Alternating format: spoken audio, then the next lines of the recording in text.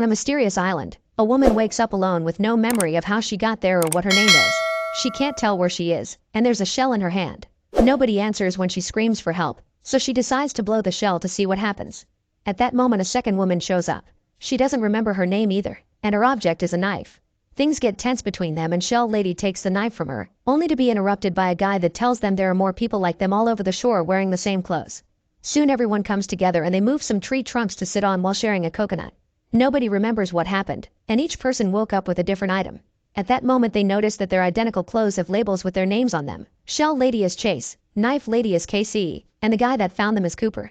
After everyone learns their names, Chase announces she'll go looking for clues, so Brody and Donovan go with her. The trio retrieves all the items that appeared with them, but then Donovan decides to go back to the others.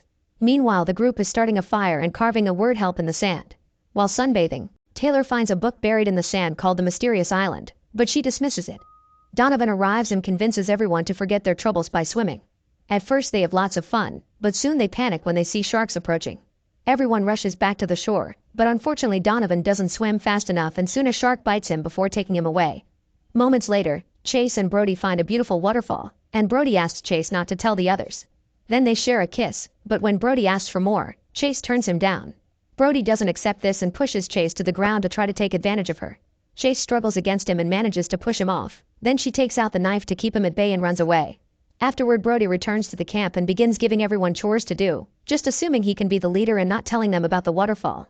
Soon Chase comes back too and immediately starts beating Brody up until the others pull her back. Then Chase tells the group about the waterfall and Brody's attack, but he calls her a liar and the others don't know who to believe. That night, Chase dreams of being in a room with a gun while blood flows on the floor. In the morning, she's the first one to wake up, so she grabs an axe and a shell and goes on a walk. Suddenly she finds Donovan washed up on the shore, alive but with a bitten leg, so Chase blows the shell to call the others. Working together, they manage to move Donovan back to the camp. Afterward the group has a meeting to discuss their options. Brody thinks they should move somewhere safer, but Coopers thinks they should stay on the shore in case a boat passes by. Chase interrupts to say they should get out, mentioning she saw Mason and Hayden behaving rudely earlier. The duo explains they counted the steps between the spots each of them showed up at, and it was always exactly 39. By using the same number to explore the area, they find a sign that says find your way back. Chase thinks the sign is a clue, but everyone else thinks it's just a sign and ignores it. Frustrated, Chase throws the shell against a rock, causing it to break. Now the shell reveals a barcode with the words property of Island and a blinking device that fell out of it. Not noticing this, Chase takes a nap, and when she wakes up, she sees an inflatable raft on the sea. She takes off her shoes before getting into the water, and accidentally steps on a piece of glass. As she swims toward the raft, the blood from her foot gets the attention of the sharks. Thankfully Chase can swim fast enough to reach the raft right before the sharks reach her. In the raft, she finds various objects like medical cases and a bunch of bullets. There are also oars that she uses to return to the shore. She hides everything she's found but makes sure to check the cases first. One has medicine, but the other one has a locked box. Afterward Chase speaks to Cooper in private and after he swears to keep the secret, she shows him some of the things she's found, like stamps and a packet of gum that has 39 on it.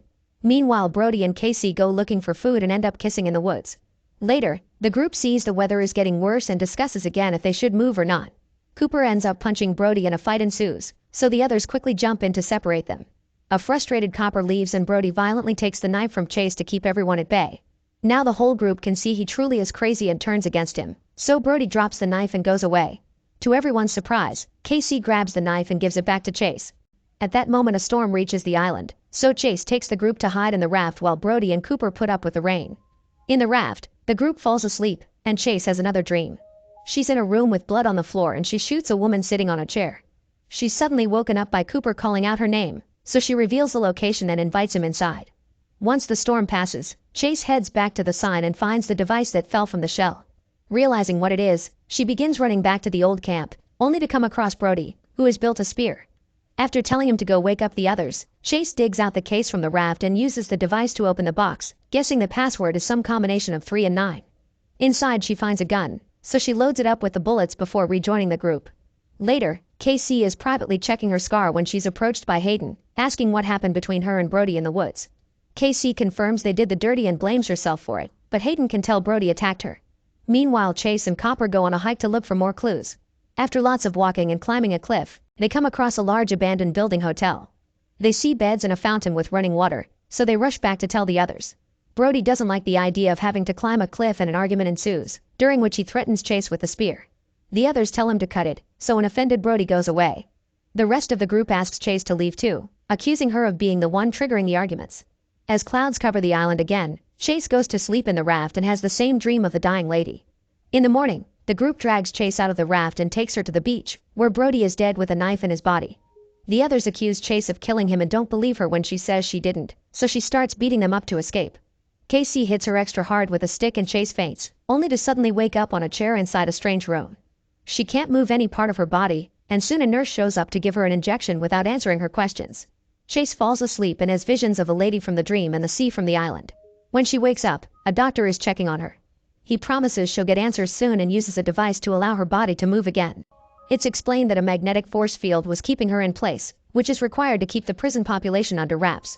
Chase doesn't understand what he means by prison, but the doctor goes away and leaves her in the locked room. Soon a bunch of armed guards arrive and take her to see Warden Wells, who casually mentions Chase has military training. Wells confirms this is a prison, and the island is just a simulation they put the prisoners through as part of an experiment to see how criminals would act if they were given a second chance. Chase is the first one to have ever woken up on her own, but she'll be sent back soon. Later, the nurse comes with 2 guards to connect Chase back to the simulation. Unwilling to return, Chase fights the guards off, knocking out one of them and connecting the other one to the chair using the force field. Then she takes the nurse hostage, only to throw her at the upcoming guards so she can run away. An alarm rings in the building as Chase beats down a few more guards, then climbs down a pillar to reach the outside. Unfortunately, she's soon surrounded by guards and they quickly knock her out. Afterward, Chase is taken to a cell where the door is a force field, and the magnetic force keeps her against the wall. Eventually, Chase falls asleep and dreams of the lady in the chair again. When she wakes up, the wall finally releases her and the guards take her to see Wells, who has prepared a meeting with the scientists that created the simulation. They explain the point of the experiment is to test nature versus nurture. They delete everyone's memories to check if changing a person's circumstances would also change their morals. They have no idea how Chase managed to wake up, and they begin discussing whether they should send her back or not. Tired of this, Wells takes Chase outside for lunch. He greatly dislikes the scientists and the simulation, but he puts up with them so the government will send them money. He also confirms that if someone dies in the simulation, they die in the real world. When she asks about Brody, Wells tells her he was an awful person and his crimes were abuse and murder, so he's happy he's dead. Moments later, the scientists announce that they'll send Chase back to the island. She immediately protests and grabs her chair to fight, but the guards quickly capture her and take her away. Then Chase is tied up outside by the neck, so she slaps Wells and tries to move, but the noose keeps her in place and Wells announces a punishment. The guards come to attack her and at first Chase manages to defend herself, but there are too many of them and eventually she gets defeated. Afterward, Chase is secretly visited by Dr. Wiss, one of the simulation scientists. She tells her to stay on her path and not to be Wells' puppet because she suspects he's tampering with the results of the tests. When she's about to say more, she's interrupted by the nurse and the guards, who take Chase away in a truck. During the trip, the guard punches her, so she fights him off and jumps out of the truck to escape. Chase sneaks around in the tall grass while avoiding the searching lights and eventually finds a building with a guard outside. She waits for the guy to leave with a scientist and gets inside, where she finds an advanced control center and has to knock out another guard. Then she steals a white coat and moves around with her head down until she discovers the disturbing main room. All the other criminals from the island are floating in tanks while wearing strange suits. Suddenly she's surrounded by Wells and his men, who hold her down as the nurse gives her an injection. An unconscious Chase is put back in her tank and reconnected to the simulation. In seconds, Chase wakes up on the beach again with her hands tied up while the group discusses what to do with her regarding Brody's murder. She remembers everything about the prison and tells the others, but no one believes her and they refuse to untie her. However, Chase's words cause Hayden to have a vision of her in a car with a guy, who she kisses before stabbing him multiple times, then she crosses him off a kill list. Afterward, Chase tries running away so the group goes after her and tackles her to the ground. While they're struggling on the sand, they're suddenly interrupted by 2 new people called Bonnie and Clyde. The more Clyde speaks, the more he sounds like Wells, so Chase thinks the Warrens sent them to manipulate them. When nobody listens to her warnings, she makes an observation. The duo doesn't seem bothered by the body on the beach. Now exposed, Bonnie and Clyde threaten everyone with their weapons and make them drop anything they can use to defend themselves. Then they ask about the boxes from the raft, revealing they know about the gun. While Clyde argues with Chase, he suddenly stabs Hayden in the stomach, explaining she was killed Brody for what he did to KC, that's why she was arrested. She killed a bunch of abusers as some kind of vigilante. Clyde confirms the prison is real and they all signed waivers to agree to the rules, which include getting killed if they did any killing. He and Bonnie only appear when the rules must be enforced. They also reveal that the memory wipes have been reversed, so soon everyone's mind will be flooded with images. Then Clyde frees Chase and tells her to leave. She rushes to find the boxes she hid and retrieves the gun, which makes her have the vision of her shooting the lady, and she thinks that must have been her crime. Afterward, Chase takes the medicine box to the group and leaves with the gun. Bonnie and Clyde scold the group for spending the past few days doing nothing and tell them there's a village on the other side of the island, so they should head there. After reminding them they'll always be watching them and that leaving the island is forbidden, Bonnie and Clyde go away. The group buries Hayden and Brody and discusses what to do. Casey, Cooper, and Moses decide to look for the village, but the others prefer to stay at their camp. A few hours later, the trio finds a bunch of huts while Bonnie and Clyde smile from afar as they say let the games begin. Soon the prisoners start receiving their memories back. Mason sees himself shooting people at a mall with blood on his face. Casey is in her car having a mental breakdown near the sea while a storm rages outside. And Blair sees herself as a nurse in a hospital telling the doctor that the patient filed a do not resuscitate. The doctor didn't have such a note on the patient's file, so he couldn't help the patients that were in pain because they weren't in an euthanasia state. Refusing to let her patients suffer, Blair tampered with the patient's IVs, killing lots of people before she was caught. At that moment, Blair sees Taylor dragging the raft into the water to try to escape, so she rushes to stop her as she reminds her of Bonnie and Clyde's warnings. Taylor just pushes her away and keeps going, so Blair runs to tell the others. Unfortunately, they arrive too late and Taylor escapes in the raft. At the same time, Moses is getting his memories back too. He used to be a rebel, and with the help of a friend, he put a bomb inside an empty building as an act of protest. However, they were wrong and the building did have people in it, which ended up dead. Moses and his friend were both arrested for murder. Casey also continues to see her memories. She was married to Rick and they had 2 kids together, but Rick was physically and verbally abusive towards her. Since Rick wouldn't get a job, Casey worked at a bar where she met Jordan, who she fell in love with. They started to see each other in secret very often, but one day Casey was disappointed to discover Jordan left town. Later she asked Rick for a divorce, mentioning the affair and letting him know that any man was better than him. Furious, Rick pushed her head into the sink, keeping her underwater for a few seconds before aggressively announcing she wouldn't see her sons again. This caused her to have a mental breakdown, during which she sedated her sons and put them in the back of the car before driving into the sea. The kids died, but she managed to get out, so she went home and self-deleted in front of Rick, who quickly saved her. On the beach, Casey has a breakdown as she remembers her dead sons and starts seeing hallucinations of her kids in the car, so Moses tries his best to comfort her and shares his own story. Then they agree that to survive, they'll have to find Chase. As they walk, Casey is too afraid of going near the water because of her traumatic memories, so Moses provides her comfort to help her enjoy swimming again. While Donovan chats with Blair and jokingly asks her to marry him, he also goes through his memories. He used to work in an office and was obsessed with a coworker who kept turning him down. Eventually she told HR about his harassment, so one afternoon she cornered her in the bathroom and killed her while blaming her for leading him on. Blair and Donovan's conversation is interrupted by a sudden shot. It's Mason, who has found a flare gun and says he was just testing it. In the woods, Cooper is searching the area and suddenly overhears Bonnie and Clyde talking. Apparently they're planning to do something against the rules and mentions some kind of boss. Meanwhile, Chase makes it back to the abandoned hotel, and in her room, she finds the lady from her visions, whose face is quite damaged. The lady suddenly appears by Chase's side and grabs her by the neck, telling her she's killed her own mother. As the lady laughs, Chase reminds herself this isn't real and her mother disappears. Then Chase approaches a chair and finds a key for room 39, so she heads there and begins searching every nook and cranny. Behind a painting she finds an envelope full of photos and a title for a house that she suddenly gets a vision of. The photos are of her and her mother, the house, and to her shock, one of her hugging Cooper. At that moment she hears a noise outside and bumps into Cooper, so she uses the chance to show him the pictures. Then they both admit that they remember being happy as a couple. In the meantime, Taylor shipwrecks and gets hurt, but at least she reaches another island. As the raft floats away, Taylor searches the area and finds a skull that has the property of Ilam text. At that moment she's hit by her memories. It turns out she and her boyfriend tried to rob a bank. Afterward she eats some fruit and takes a nap. When she wakes up, she finds her hand wrapped in bandages and a bowl next to a plank that says chicken soup, so she drinks it all. Minutes later, she's found by Bonnie and Clyde, who congratulate her for finding a place called Two Land but explain they're here because she broke the rules. Taylor explains she didn't mean to kill anyone and it was an accident during the robbery, blaming her boyfriend for the deaths.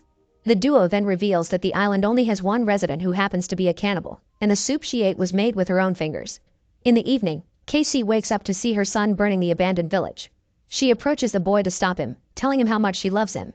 However, the son is just a hallucination, and Moses has to pull Casey away from the flames, which are very real. Nearby, Bonnie and Clyde happily watch the fire they started. Back to Chase, she has a vision of her childhood. When she was a kid, she was bothered a lot by her classmates, but her mother was never sympathetic. She would yell at Chase and demand her to solve her problems because she didn't want a weakling as a daughter. From that on, Chase started to take fighting classes, but her mother disapproved of that too because it wasn't very feminine. In fact, the mother told her not to come home for the holidays if she didn't give up the fighting, so instead Chase joined the Marines. Cooper also has a short vision and sees himself at war, surrounded by bodies. When he sees Chase with the gun in her hand, the rest of the memory comes to him. The two of them met when they joined the Marines and fought together during a war. During a mission, Cooper was hit by an explosion and was seriously damaged, so a helicopter took him away. Chase also remembers this, and they realize the house from the pictures is the ranch they moved to after the war. Another flashback reveals that after Cooper recovered from the explosion, his face was still severely damaged and he was worried nobody would hire him like that. In the present, Cooper is looking at himself in the mirror when suddenly he sees Chase's mother next to him. She removes the bullet from her forehead and hands him to Cooper, but luckily at that moment Chase makes him snap out of it. She explains that she also sees her mom and that she thinks she killed her even if she doesn't remember it, but Cooper says they were framed. At the beach, Mason gets his leg hurt after slipping on the rocks, so Blair takes care of the wound. Donovan sees this and gets jealous because Blair had taken care of his leg first and he had thought they had something. After Mason leaves, Donovan pretends he has something in his eyes to get Blair's attention and begins talking badly about Mason. Suddenly he tells Blair that he loves her, but Blair turns him down. Meanwhile, Mason has another flashback. After killing all those people at the mall, he could hear the police coming for him, so he took a gun and tried to self-delete. However, he couldn't do it and he got arrested. At that moment, Blair approaches him and asks him to never leave her alone with Donovan because he's dangerously obsessed. In the woods, Bonnie and Clyde see Casey and Moses bonding and decide to let them be because they'll probably attack each other soon. Clyde opens a screen on his arm to search for different victims, revealing he has access to all the cameras on the island as people in the control room do. This causes two technicians to notice something is wrong. Later, while Blair is away, Mason is taking off his shirt and Donovan uses the chance to choke him. Mason struggles against Donovan and they fall to the floor, but when Mason tries to grab something to defend himself, Donovan finishes killing him and hides him under some leaves at the same time by the sea. Blair suddenly remembers that she was married to a woman and rushes back to tell Donovan, only to see Mason's body on the ground. Disturbed, she falls to her knees and pretends to accept Donovan's feelings while secretly taking the flare gun from Mason. Then Blair pretends she's about to kiss Donovan to get close enough and shoot him at point-blank range, killing him instantly. Back to Casey and Moses, they arrive at the hotel and find Cooper and Chase. An argument ensues over secrets and information, so Cooper takes out a gun to shut them up, causing him to have a flashback. The farm they were renting belonged to Chase's mother, and she refused to extend the lease because they weren't making enough money. Cooper tried to plead for mercy, but the old lady began insulting him and Chase, which made Cooper angry.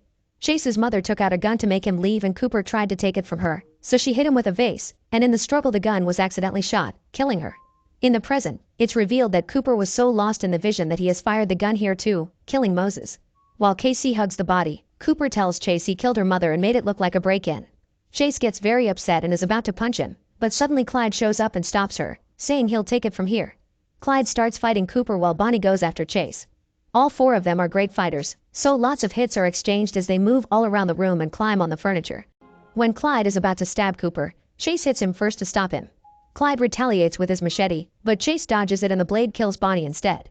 Then Chase stabs her with a spear, making her disappear from the simulation. Cooper attacks Clyde with an axe at the same time Chase turns the spear on him, but Clyde uses it to stab her before disappearing too. The spear also disappears, but Chase is still bleeding, so she leaves the building to die alone. When she finds the sea she passes out, only to wake up in the prison again. Dr. Wiss welcomes her and explains they brought her back right before dying because thanks to Cooper's confession, she's been exonerated of her crimes and she's off death row.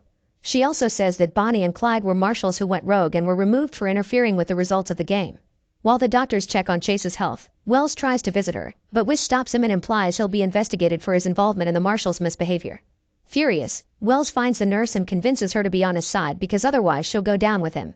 When Chase is taken to see a psychiatrist, she learns that the names on the prisoners' shirt labels had been their surnames, and her actual first name is Gabriella. The doctor reveals that all the prisoners went into the simulation voluntarily because it would get them out of death row and they signed non-disclosure agreements. This was mandated by the government, saying the experiment should only be done on those truly irredeemable, which in Texas is a low bar. To this day, nobody has reached redemption in the game to win it. After a few more tests, Chase is taken to see Wells, who reveals all her mother's money went to a hospital so she has nothing to go back to. He also admits he did try to sabotage the program because the other prisoners are awful people who don't deserve a second chance or to get tax money wasted on them. Then he offers her a deal. If she doesn't tell the scientists about his plans, he'll take Cooper out of the simulation so she can have her revenge. Chase immediately accepts. Meanwhile, the scientists tell Bonnie and Clyde that they'll go to jail for their actions, but their sentence may be smaller if they were under someone's orders. However, the duo is too scared of Wells and doesn't mention his name. Afterward, Chase has to meet with the scientists one last time before she's released to tell them about her experience. They ask her about the gun she found because they didn't put it in the code, yet Chase doesn't mention Wells' name either. Then the scientists explain that 39 is the number of steps from the end of the cell block to the electric chair. Chase finds this very sadistic and points out there's no way all this money is being spent to rehabilitate criminals, so she suspects they have a secret profitable reason. Wells agrees and an argument ensues, but at that moment he gets a call from the governor, so the meeting must be paused. A guard takes Chase back to the lab while explaining she has to wait for her paperwork to leave. Suddenly Wells appears with the nurse, who captures Chase with the force field and is about to kill her with an injection. Luckily Wish shows up and orders the guards to stop him, but as Wells is escorted out, he tells Chase she still doesn't know everything. Later the scientists judge Wells, revealing he was the one to put the cannibal on the island too and that the nurse has betrayed him. An offended Wells starts screaming and again tells Chase that they're hiding something from her, so the guards take him away. Afterward Chase finally gets ready to leave and she's approached by Wiss, who finally confesses the last secret as she gives Chase an injection. Suddenly Chase's face changes, revealing she's actually quite old. She's been in prison for 25 years, but when the prisoners enter the simulation, their avatar appears at the age they committed the crime. The illusion is only in the prisoners' minds, everyone else has always seen her as an older woman. Chase realizes Cooper must be old too and demands to see him, but Wish says it's not possible because he's still on the island. As Chase finally leaves the prison, she sees the city outside and discovers how much the world has changed in almost 3 decades. Meanwhile, Wells appears on the island too and Casey and Cooper welcome him to one land. Thanks for joining me on this cinematic journey, fellow movie buffs. If you enjoyed diving into the world of film with me, don't forget to subscribe to Cinemax and hit the bell icon to stay updated on all the latest movie reviews heading your way. Your support means the world to me. And hey, if you liked what you saw, give this video a thumbs up to let me know. I'm always looking to improve and bring you the best content possible, so feel free to drop a comment below with any suggestions or ideas you'd like to see on the channel. Remember, the magic of the movies never stops, and I'll be here to guide you through it all. Until next time, stay tuned, stay awesome, and keep the popcorn popping. See you at the movies.